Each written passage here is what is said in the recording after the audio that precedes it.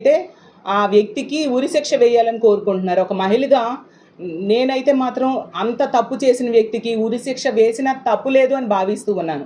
ఇలాంటి పనులు చేసే వాళ్ళకి కఠినమైన శిక్షలు వేస్తేనా ఇంకొకసారి ఇలాంటి పనులు చేయరు. వాళ్ళని చూసి భయపడి ఇలాంటి పనులు చేయడానికి దుర్మార్గులు భయపడతారు. ఈ రాష్ట్రంలో కూటమి ప్రభుత్వం అధికారంలోకి వచ్చాక వరుస సంఘటనలు మనం చూస్తూ ఉన్నాం. రోజు ఏదో ఒక సంఘటన.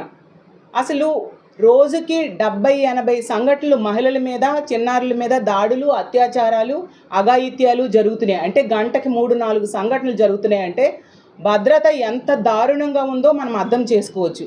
అంత దారుణమైన పరిస్థితులు ఇక్కడ ఉన్నాయి. ఎందుకంటే ముఖ్యమంత్రి గారు కానీ, డిప్యూటీ సీఎం గారు కానీ, అలాగే హోమ్ మినిస్టర్ గారు కానీ మహిళల భద్రతని పట్టించుకోవట్లేదు అనేది గత కొన్ని రోజులుగా జరుగుతున్న సంఘటనలు చూస్తే మనకు అర్థమవుతుంది.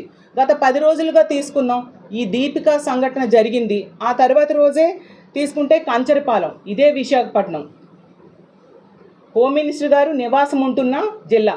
ఈ జిల్లాలో కంచరపాలెంలో ఒక మానసిక వికలాంగురాలిపై అఘాయిత్యం జరిగింది. అలాగే అప్పుగారి ప్రాంతంలో మనం చూసాం, ఒక మైనర్ బాలిక మీద అఘాయిత్యం, అత్యాచారం చేయడం జరిగింది.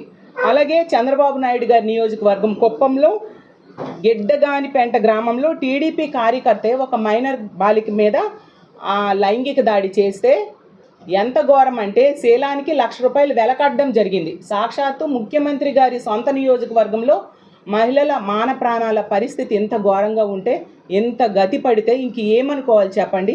అలాగే హోమ్ మినిస్టర్ ఇన్ఛార్జ్గా ఉన్న జిల్లా విజయనగరం జిల్లా గరివిడి మండలంలో మనం చూసాం.